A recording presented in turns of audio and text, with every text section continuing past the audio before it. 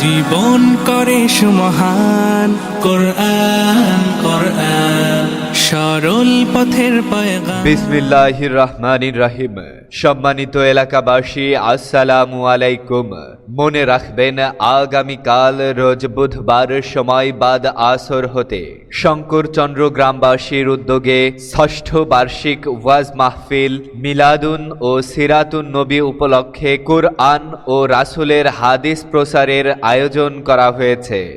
স্থান শঙ্করচন্দ্র বিশ্বাসপাড়া কেন্দ্রীয় ঈদগাহ ময়দান। স্থান শঙ্করচন্দ্র বিশ্বাসপাড়া কেন্দ্রীয় ঈদগাহ ময়দান। উক্ত ওয়াজ মাহফিলে প্রধান বক্তা হিসেবে বক্তব্য রাখবেন বিশিষ্ট ইসলামী চিন্তাবিদ, লেখক ও গবেষক মাওলানা মোহাম্মদ আল আমিন। মাওলানা মোহাম্মদ আল আমিন, সিদ্দিকিয়া আলিয়া মাদ্রাসা, মিরপুর, কুষ্টিয়া।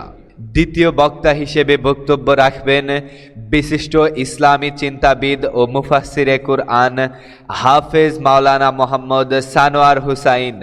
হাফেজ মাওলানা মোহাম্মদ সানোয়ার হুসাইন, খতিব, শঙ্করচন্দ্র কেন্দ্রীয় জামে মসজিদ।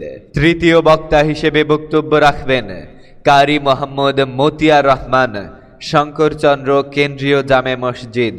এছাড়াও বিশেষ অতিথি হিসেবে উপস্থিত থাকবেন জনাব মোহাম্মদ মহিউল আলম সুজন, চেয়ারম্যান ৪ নং শঙ্করচন্দ্র ইউনিয়ন পরিষদ।